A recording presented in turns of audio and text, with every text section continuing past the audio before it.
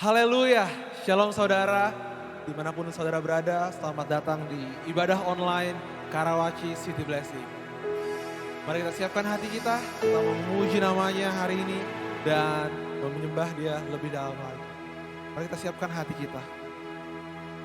Terima kasih Tuhan, You are the Alpha and the Omega, Engkau yang awal dan akhir dalam hidup kami. Engkau yang mengetahui rancangan-rancangan yang terbaik dalam hidup kami Tuhan. Terima kasih Tuhan. You are Alpha and Omega.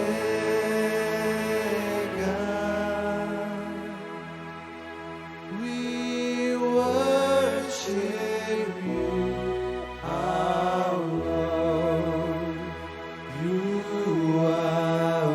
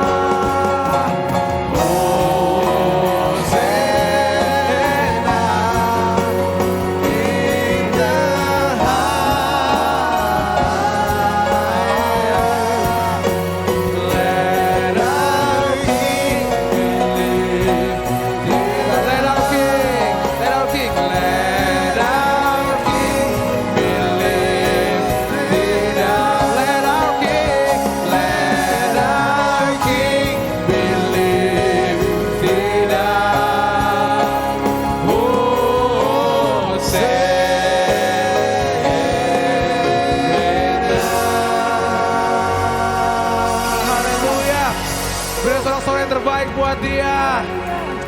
Terima kasih Tuhan. Terima kasih Tuhan. Engkau sungguh baik dalam hidup kami Tuhan. Engkau yang selalu setia dalam hidup kami, dalam masa hidup kami Tuhan.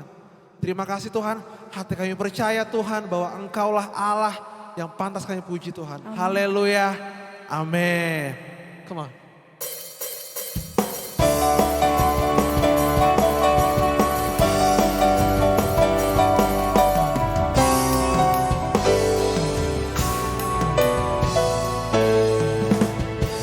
Tuhanlah kekuatan dan mazmurku, Dia gunung batu dan keselamatanku. Hanya padamu hatiku percaya. Kaulah menara, kota perlindungan. Ku mau selalu bersyukur sebab cintamu padaku takkan pernah berubah.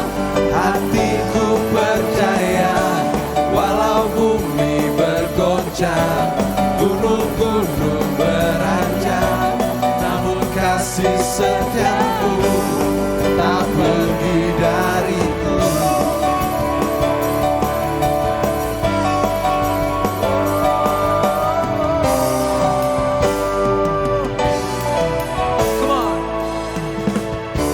Tuhanlah kekuatan dan mazmurku, Dia gunung batu. Dia gunung batu dan keselamatanku. Hanya padamu hatiku percaya. Kaulah menara dan kota perlindungan. Ku mau selalu bersyukur sebab cintamu padaku takkan pernah berubah.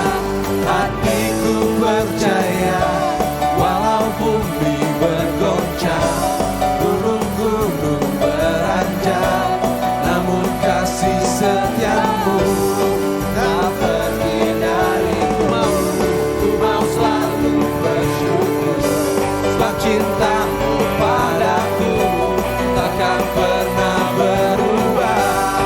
Hatiku percaya walau bumi bergoncang, gunung-gunung beranjak, namun kasih setiamu tak pergi dariku. Kasih setiamu tak pergi dariku. Kasih setiamu tak pergi dariku.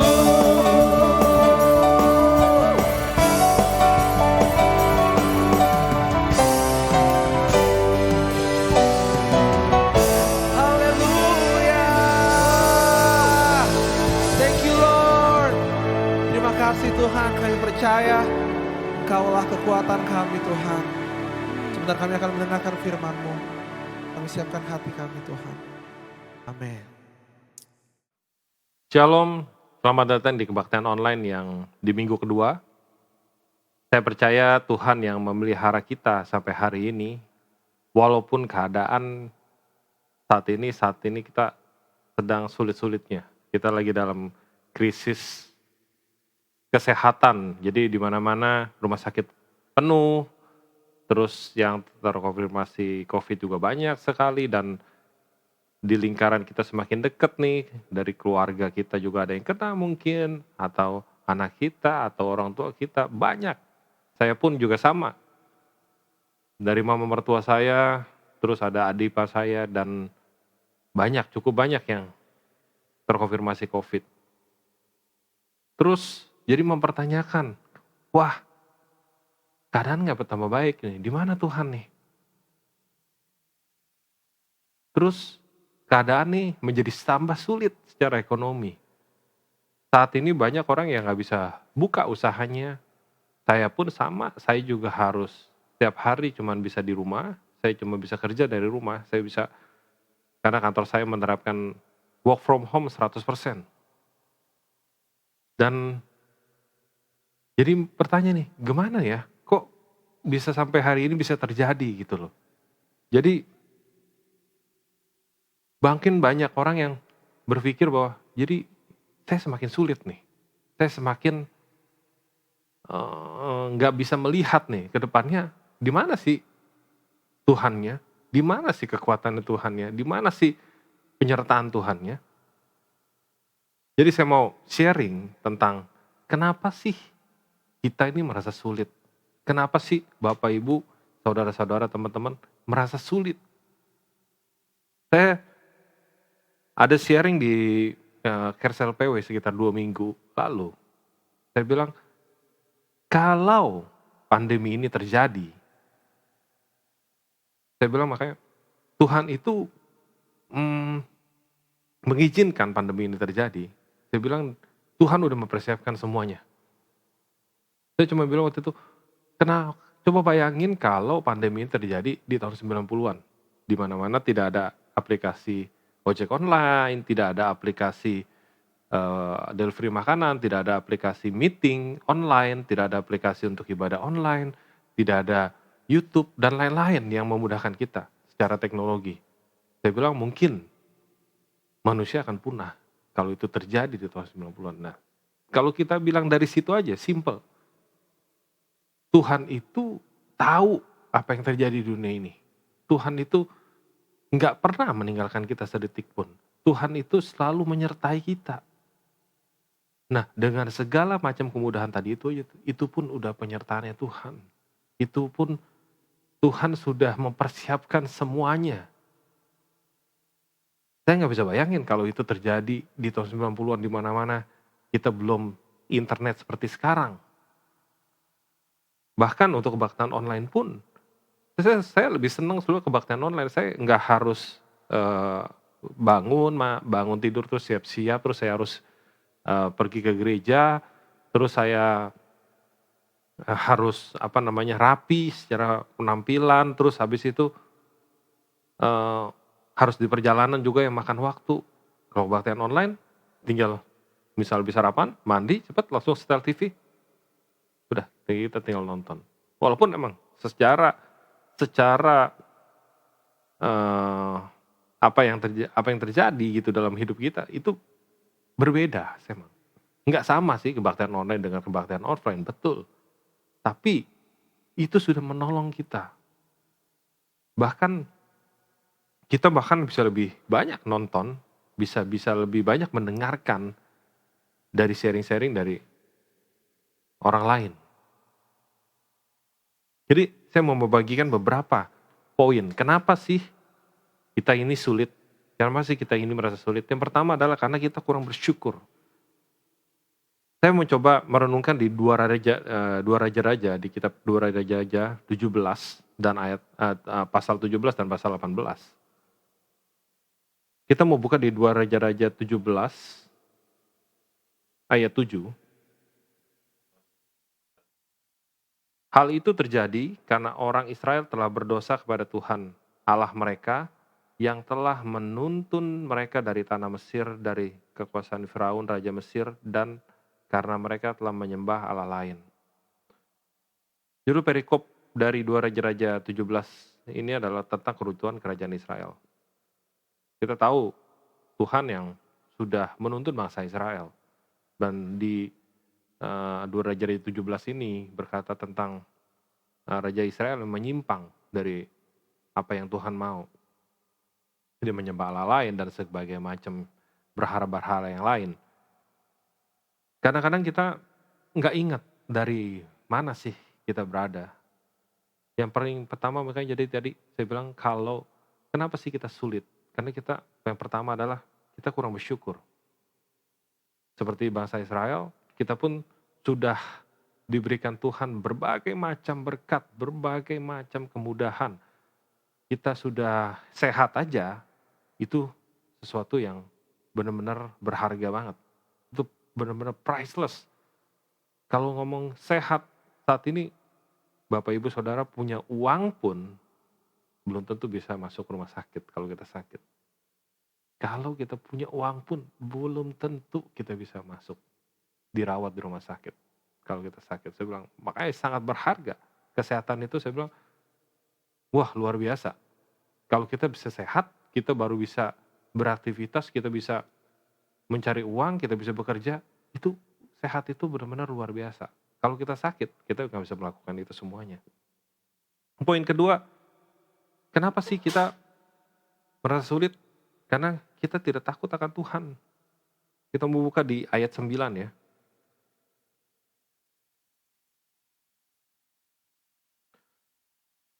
Dan orang Israel telah menjalankan hal-hal yang tidak patut kepada Tuhan Allah mereka. Mereka mendirikan bukit pengorbanan di mana pun mereka diam, baik dekat menara penjagaan maupun di kota yang berkubu.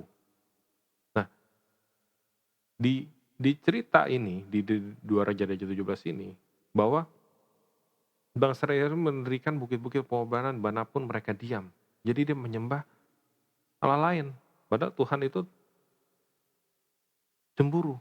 Tuhan itu adalah Tuhan yang cemburu. Tuhan itu yang maunya kita, pokoknya hatinya kita tuh tertuju sama Tuhan aja.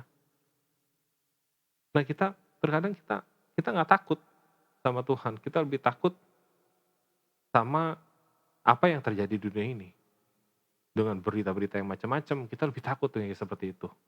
Tapi takut sama Tuhan itu kayak menjadi nomor kesekian. Nah, kalau kita nggak takut sama Tuhan, saya percaya bahwa kalau kita takut sama Tuhan, kita itu pengennya tuh bersandar sama Dia. Sama kalau saya bilang, saya selalu senang sekali kalau saya merasa kurang. Saya pengen selalu merasa kurang. Kenapa? Kalau saya merasa kurang, saya ngerasa nggak mampu.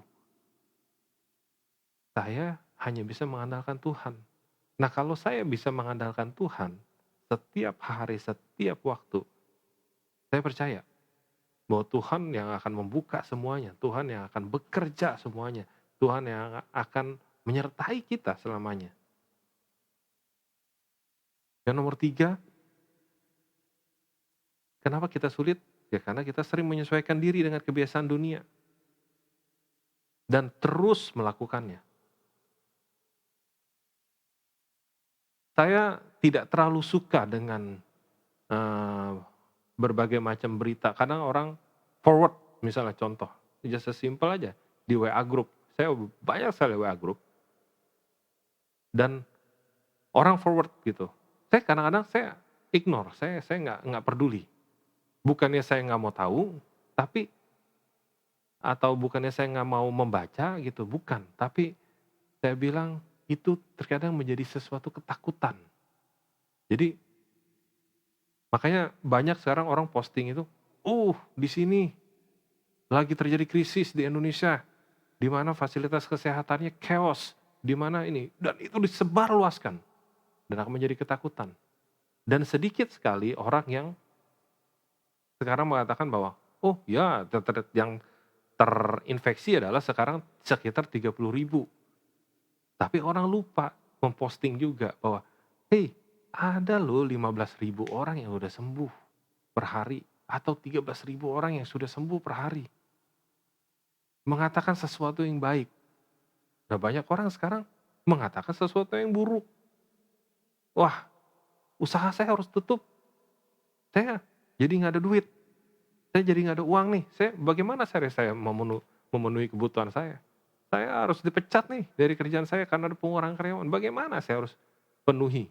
Betul, kita harus, secara manusia pasti kita tanya, di mana ya penyertaannya Tuhan?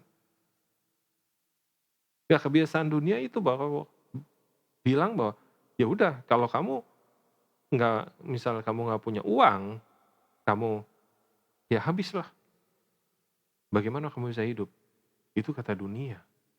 Tapi kalau kata firman Tuhan, saya bilang saya sudah ketemu banyak saya bilang. Bukti bahwa Tuhan itu pelihara semuanya. Dari teman-teman saya, Tuhan itu pelihara. Karena Tuhan, saya bilang, 2 minggu lalu saya sharing tentang uang. Tuhan itu tidak pernah memberikan kita uang, saya butuh loh 1 juta Tuhan. Tuhan itu kasih seperti magic chest, magicnya 1 juta jatuh langsung di meja kita. Tuhan itu nggak pernah kasih magic seperti itu. Tuhan itu kasih kita kemampuan untuk kita menghasilkan uang. Nah, kalau kita terbiasa, kita menyesuaikan diri dengan kebiasaan yang ada di dunia ini. Contoh korupsi. Misalnya, saya selalu ngecek, ada beberapa karena saya kerjaannya lebih banyak ke keuangan, ke finance. Jadi saya ngecek dari misalnya klaim-klaiman dari company. Kadang-kadang ya saya dulu juga pernah begitu ada misalnya saya makan dengan siapa, saya masukin aja bonnya ke situ. Misalnya saya makan saya makan dengan istri saya, tiba-tiba saya masukin aja bonnya ke klaim-klaiman. Saya bilang aja, saya tulis. Saya makan dengan Mr. A atau Mr. B. Dan kadang-kadang orang, ya udah, sudah diklaim, habis itu duitnya ditransfer ke saya, habis itu saya lakuin lagi, menjadi kebiasaan. Itu hanya salah satu simple contoh kecil korupsi yang terjadi. Banyak sekali. Kadang-kadang kita mau menyesuaikan dengan kebiasaan-kebiasaan yang seperti itu. Mau kita tuh membenarkan hal-hal yang seperti itu. Nggak apa-apa lah, cuma sedikit doang. Contoh dengan waktu. Misalnya saat ini yang kita lagi work from home. Harusnya kita bekerja, ya nggak apa-apa lah, nanti juga besok bisa kerjain semuanya. Padahal kita harus kerjain itu semuanya selesai pada hari itu misalnya. Dan kita terus melakukannya. Kita melakukan sesuatu yang salah. Anda itu akan menjadi apa yang Anda kejar. Kalau kita melakukan hal yang salah, berulang-ulang terus, ya hasilnya pasti akan menjadi salah. Kesalahan yang besar bahkan. Yang nomor 4, kenapa sih kita sulit? Ya karena kita tidak mendengarkan peringatan dari Tuhan. Tuhan itu banyak sekali memperingatkan kita. Saya rasa itu setiap langkah kita Tuhan tuh sertain. Tuhan itu salah lo ke sini, kamu menyimpang lo ke kiri, kamu menyimpang lo ke kanan. Tuhan itu banyak sekali, mungkin lewat teman kita, lewat istri kita, mungkin juga lewat anak kita. Banyak. Tuhan itu mungkin kita nggak bisa dengar suara Tuhan secara audible, kamu nggak boleh lo melakukan itu. Tetapi lewat orang-orang di sekitar kita, Tuhan tuh kasih peringatan sama kita. Cuma terkadang kita kalau diperingatkan, ya udah, ya nggak apa-apa lah, sedikit doang, ya nggak apa-apa lah, sudah biasa yang seperti itu. Bahkan belakangan ini saya benar-benar saya orangnya kadang-kadang responnya jelek terhadap staff saya, terhadap anak saya. Kadang-kadang saya responnya jelek dan saya jadi marah. Dan saya mulai berkata-kata yang gak baik. Istri saya bilang, ingat, dari mulut kita itu mengeluarkan kata-kata berkat. Dan dari mulut yang sama, kalau kita mengeluarkan kata-kata yang tidak semestinya, dari mulut yang sama. Bagaimana caranya sesuatu yang baik dan yang buruk keluar dari satu mulut, dari satu tempat yang sama. Saya makanya mengajak Bapak Ibu Saudara semuanya, ayo kita berkata-kata yang baik, mulai mengucapkan kata-kata yang baik. Mulai, apa sih yang mau Tuhan ngomong, apa yang Tuhan peringatkan dalam hidup kita, mulai mendengar. Makanya saya bilang, kita itu diberikan kuping 2 dan mulut 1. Supaya apa sih? Supaya kita lebih banyak mendengar. Kita dengerin peringatan-peringatan Tuhan tuh lewat berbagai macam. Dan saya selalu percaya kalau saya selalu mau memilih segala sesuatu atau saya mau memutuskan segala sesuatu, saya cuma percaya satu, segala yang baik itu datangnya dari Tuhan. Segala yang buruk datangnya dari iblis. Kalau saya melakukannya semua dengan sukacita, saya percaya itu datangnya dari Tuhan. Yang nomor 5, keras kepala. Banyak orang tuh yang dibilangin, ya udah, stubborn. Dia pokoknya bulet. Pokoknya ya udah keras kepala. Dan bagaimana dia bisa mendengarkan perkataan Tuhan? Perkataan orang lain, perkataan istrinya aja, perkataan teman-temannya, mungkin perkataan sahabatnya dia nggak bisa dengerin. Karena dia punya prinsip sendiri. Dia punya pemahaman sendiri terhadap satu masalah. Padahal mungkin dia nggak expert di situ. Dia cuma tahu, pokoknya caranya begini. Pokoknya untuk menyelesaikan masalah ini ya begini. Just as simple. Saya ketemu satu orang. Dia tidak bisa mengelola atau memanage keuangan. Tetapi dia di dalam usahanya dia memanage keuangan. Coba bayangkan. Dan saya sama istri saya sudah ngomong berulang-ulang tentang bagaimana cara memanage keuangan. Tetapi dia tidak mau mendengarkan. Dia punya satu pemahaman pokoknya buat dia bagaimana caranya dia harus ambil sebanyak-banyaknya. Kalau saya bilang saat ini adalah bisnis yang kita keep sebanyak-banyaknya, keep cash kita sebanyak-banyaknya, saya bilang itu bisnis yang saya bilang kurang tepat untuk saat ini. Kalau saya punya pemikiran, punya prinsip, kalau saya saving sedemikian rupa, terus, pasti saya akan mendapatkan banyak. Saya mengambil keuntungan sedemikian rupa. Kalau saya selalu berpikir sekarang, kalau saya mampu menyelesaikan satu masalah orang, atau 1000 masalah orang, saya yakin 1000 orang itu akan memberkati saya. Saya selalu bilang, saya hanya salurannya, hanya got-nya, hanya jalan doang. Kalau saya cuma satu percaya, kalau saya got, saluran, dan itu berkat itu air, saya yakin saya juga pasti akan merasakan berkat itu. Kalau got itu kering, sudah pasti kita nggak mau mengalirkan, ya kering. Ya got itu kayak kering. Salurannya kering. Tapi kalau kita mau menyalurkan dengan air yang banyak, saluran itu akan jadi penuh. Dan terkadang kita punya pemikiran tuh sendiri, punya pemahaman sendiri. Pernah gak sih kita duduk diam? Duduknya sendiri diam di satu kamar. Saya bilang makanya saya selalu suka sendiri. Kenapa? Itu benar-benar Tuhan itu bisa ngomong lewat banyak hal. Saya bilang. Makanya saya bilang saya lebih suka. Saya senang sekali di perjalanan. Saya sendiri bisa setir mobil dan saya nggak bisa melakukan apa-apa di situ. Dan saya bisa mendengarkan banyak hal dan saya mau mencoba melakukan semuanya apa yang Tuhan kasih dalam hidup saya. Dan sampai hari ini Tuhan itu pelihara saya sedemikian rupa. Di saat saya ingin berhemat, Tuhan bilang, lapangkanlah tempat kemahmu. Saya ingat itu terjadi 3 tahun 4 tahun lalu. Saya bilang, apaan sih? Gitu.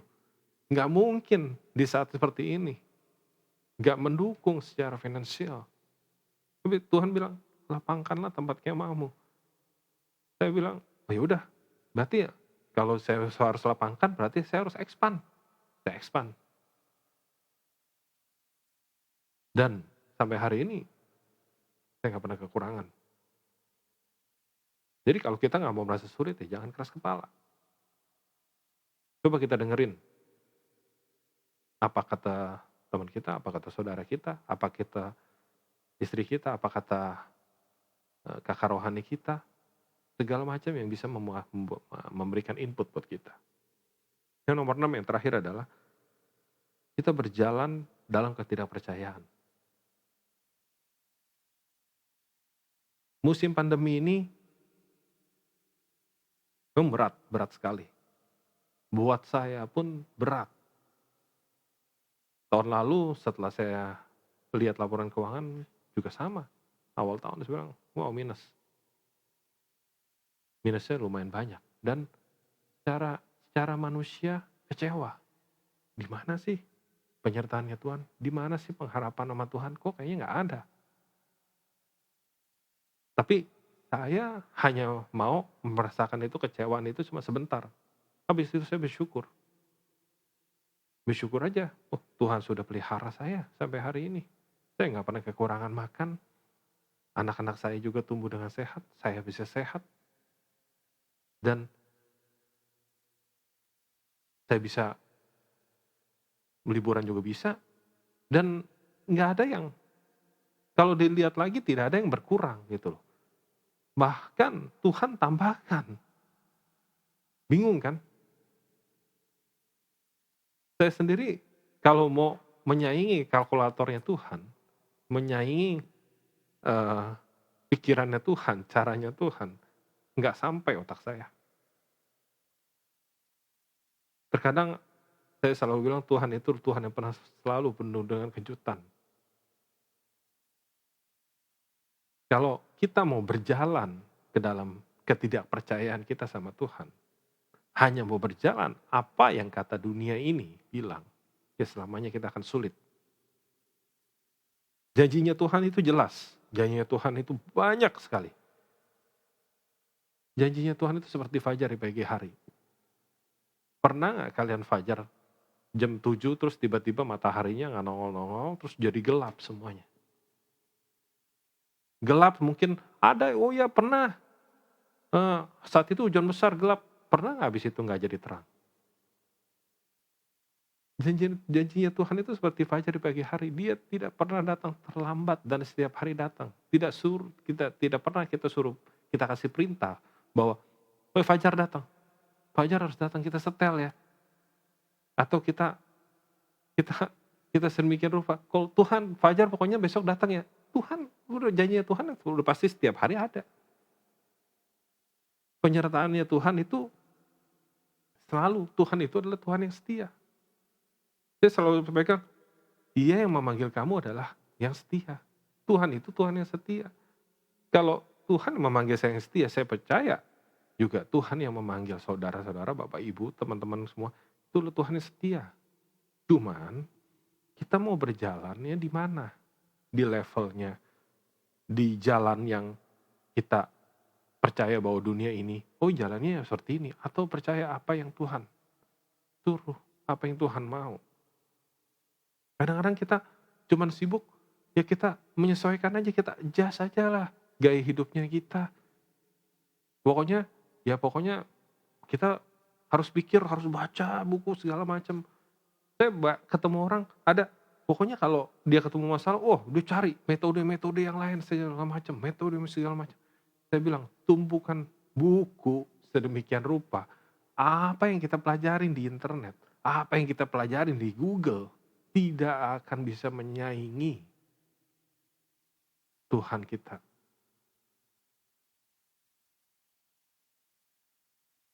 Di minggu lalu, Pastor Ali bilang, kita harus pilih.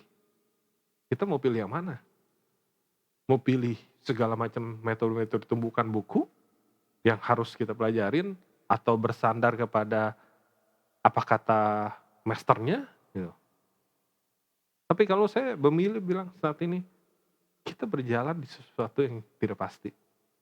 Boro-boro kita berpikir tahun depan mau kemana, tahun depan mau apa, tahun depan mau bagaimana. Survive aja sampai hari ini sudah bersyukur. Bisa sehat sampai hari ini aja sudah bersyukur. Nah, kita mau jalan yang mana? Kita mau seperti bangsa Israel Kita bangsa yang orang yang nggak tahu diri, nggak bisa bersyukur, terus nggak takut akan Tuhan, terus kita mulai itu menyesuaikan kebiasaan-kebiasaan dunia ini, terus kita tidak mendengarkan peringatan Tuhan, kita keras kepala, terus kita berjalan ke ketidakpercayaan, hasilnya pasti binasa. Tapi kalau kita percaya sama satu sosok, dia yang pasti bisa menyelesaikan segala masalahnya. Dia yang bisa menyembuhkan kita. Saya percaya Tuhan itu tidak akan pernah tinggal diam. Tuhan itu mengizinkan semuanya ini terjadi karena kita kuat.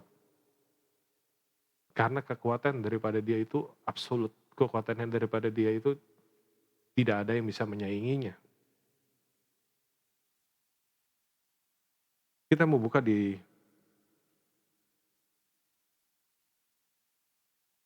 Dua Raja-Raja 18 ayat 6.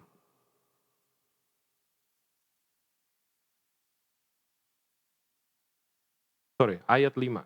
2 Raja-Raja 18 ayat 5. Dia percaya kepada Tuhan, Allah Israel, di antara semua raja-raja Yehuda, baik yang sesudah dia maupun yang sebelumnya. Tidak ada lagi yang sama seperti dia. Ia berpaut kepada Tuhan, tidak menyimpang daripada mengikuti dia. Ia berpegang pada perintah-perintah Tuhan yang telah diperintahkannya kepada Musa. Maka Tuhan menyertai dia. Kemanapun dia pergi berperang, ia beruntung. Ia memberontak kepada Raja Asyur dan tidak lagi takluk kepadanya. Tadi saya bilang tadi, di 2 Raja 17 itu adalah tentang kejatuhan bangsa Israel. Tapi di 2 Raja 18 itu adalah sesuatu yang berita baiknya. Kalau kita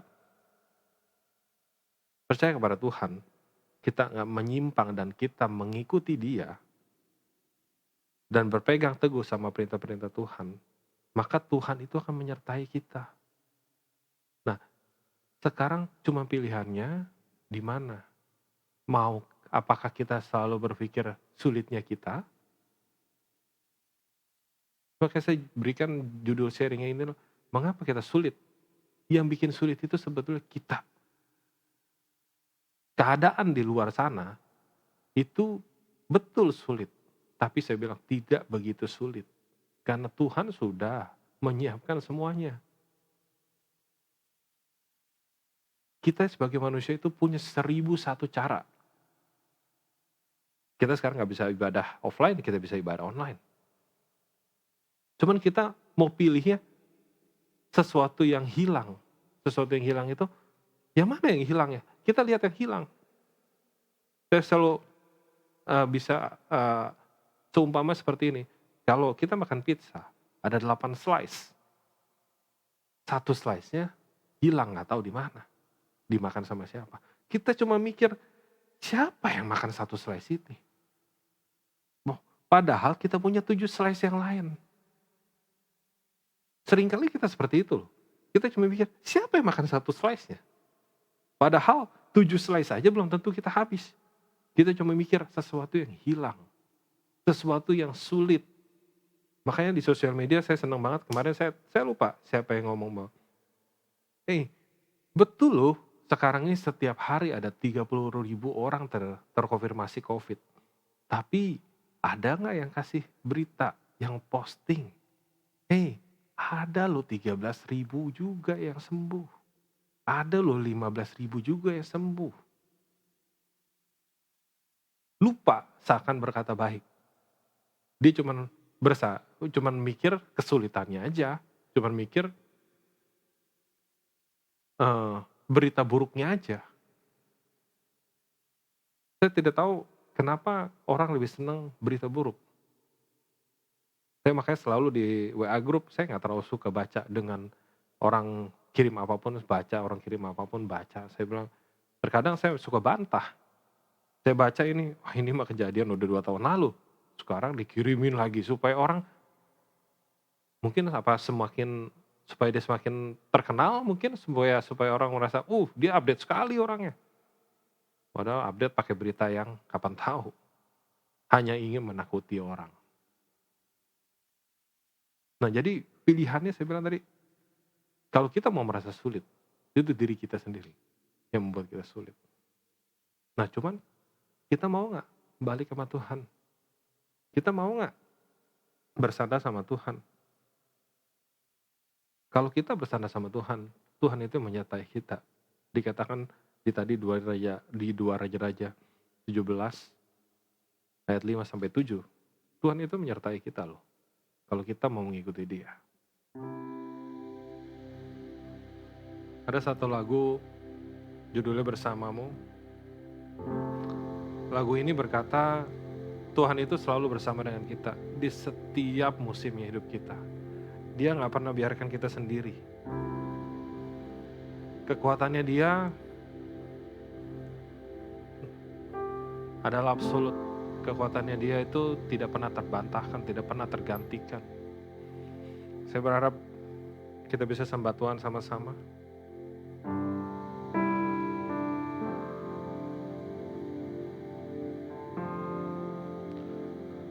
Engkau ada bersamaku di setiap musim hidupku. Tak pernah kau biarkan ku sendiri.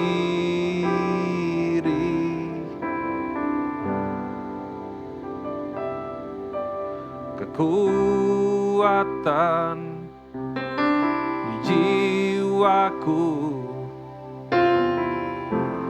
adalah bersamamu. Tak pernah ku ragukan kasih-Mu.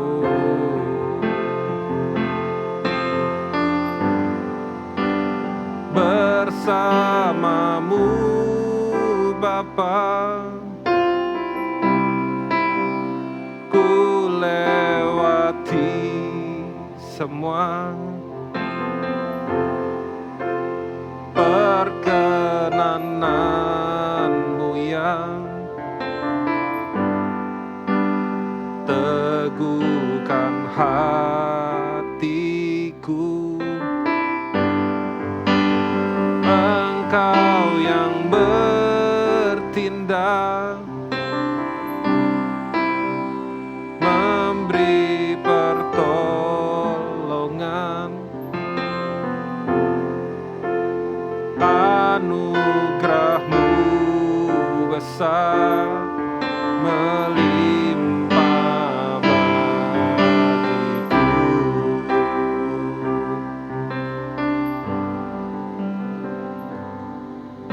Engkau ada bersamaku di setiap musim hidupku. Tak pernah kau biarkan ku sendiri.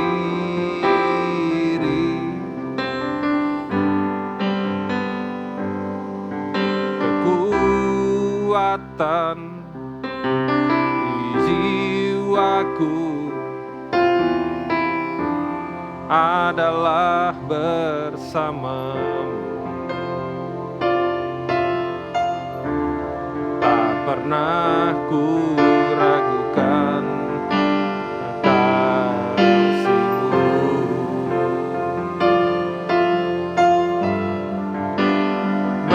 Bersamamu Bapa, ku lewati semua perkenanan-Mu yang teguhkan hatiku. Engkau yang bertindak, memberikan pertolongan, memberi pertolongan, anugerah-Mu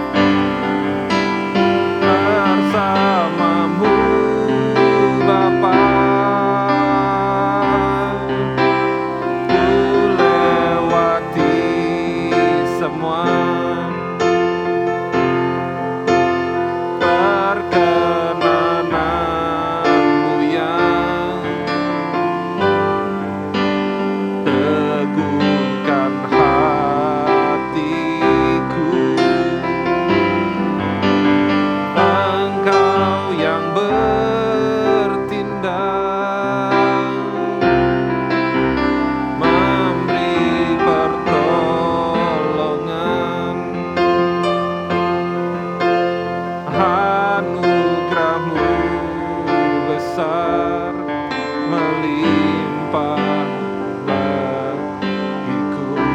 Anugerah-Mu, anugerah-Mu besar melimpah bagiku. Anugerah-Mu, anugerah-Mu,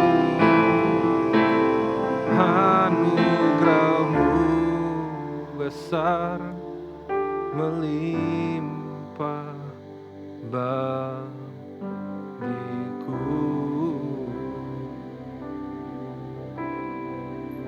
Anugerah-Mu Tuhan.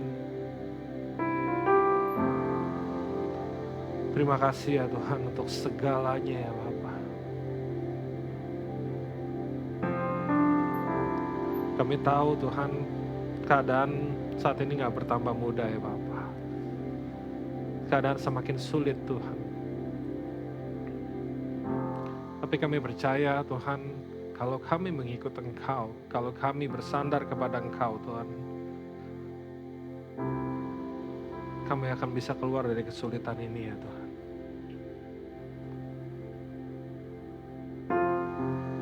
Biarlah Tuhan kami bisa selalu percaya akan Engkau, mendengarkan setiap apa yang Kau ingin sampaikan dalam hidup kami ya Tuhan.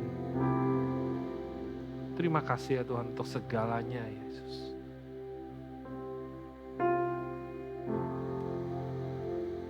Terima kasih ya Tuhan, kami tahu Engkau yang berjalan di depan kami ya Tuhan. Engkau yang memimpin kami ya Bapa. Yang sakit Engkau sembuhkan ya Bapa. Yang lemah Tuhan Engkau kuatkan ya Tuhan. Yang saat ini menghadapi kesulitan Tuhan, biarlah Engkau bukakan jalan ya Bapa. Kami percaya bahwa tangan-Mu Tuhan yang selalu menopang kami ya Bapa. Terima kasih ya Tuhan untuk segalanya. Mari kita akhiri kebaktian ini, biarlah Tuhan yang memimpin kami sepanjang minggu ini Tuhan. Engkau yang memimpin kami juga sepanjang minggu depan ya Bapa. Biarlah Engkau yang memberkati kami. Engkau menjaga kami ya Tuhan. Dari segala macam virus, segala macam bahaya ya Bapa. Engkau berkati juga negara Indonesia. Engkau berkati juga bangsa ini Tuhan. Biarlah kami bisa keluar Tuhan dari pandemi Tuhan. Dengan berkemenangan ya Bapa. Terima kasih ya Tuhan segalanya. Terima kasih Tuhan untuk berkat-berkat-Mu Tuhan. Biarlah kami terima berkat-Mu Tuhan pada hari ini Tuhan. Di dalam nama Tuhan Yesus Kristus. Haleluya. Amin. Happy Sunday. Tuhan memberkati.